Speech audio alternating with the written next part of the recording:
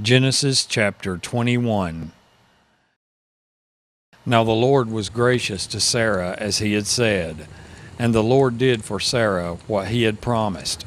Sarah became pregnant and bore a son to Abraham in his old age at the very time God had promised him. Abraham gave the name Isaac to the son Sarah bore him.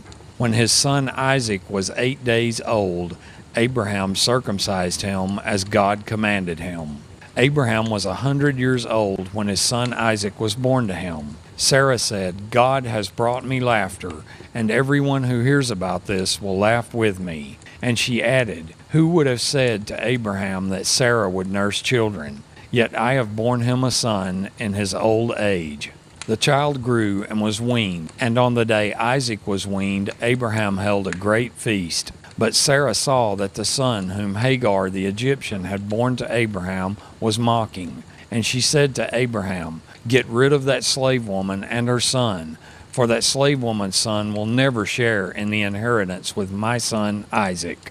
The matter distressed Abraham greatly because it concerned his son. But God said to him, "Do not be so distressed about the boy and your maidservant.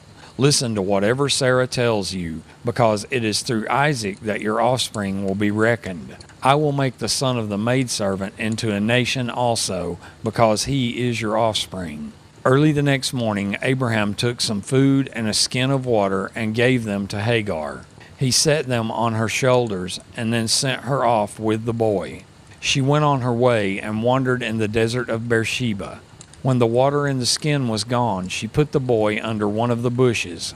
Then she went off and sat down nearby, about a bowshot away, for she thought, "I cannot watch the boy die."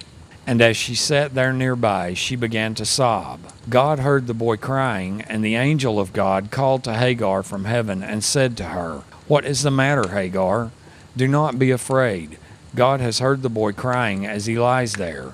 Lift the boy up and take him by the hand, for I will make him into a great nation." Then God opened her eyes, and she saw a well of water. So she went and filled the skin with water and gave the boy a drink. God was with the boy as he grew up. He lived in the desert and became an archer.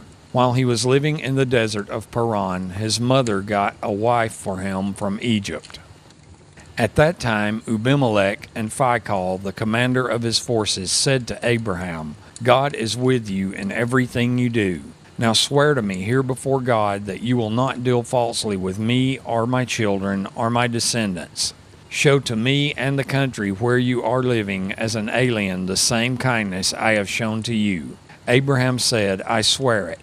Then Abraham complained to Abimelech about a well of water that Abimelech's servants had seized. But Abimelech said, "I don't know who has done this. You did not tell me, and I heard about it only today." So Abraham brought sheep and cattle and gave them to Abimelech, and the two men made a treaty. Abraham set apart 7 ewe lambs from the flock, and Abimelech asked Abraham, "What is the meaning of these 7 ewe lambs you have set apart by themselves?" He replied, "Accept these 7 lambs from my hand as a witness that I dug this well." So that place was called Beersheba, because the two men swore an oath there.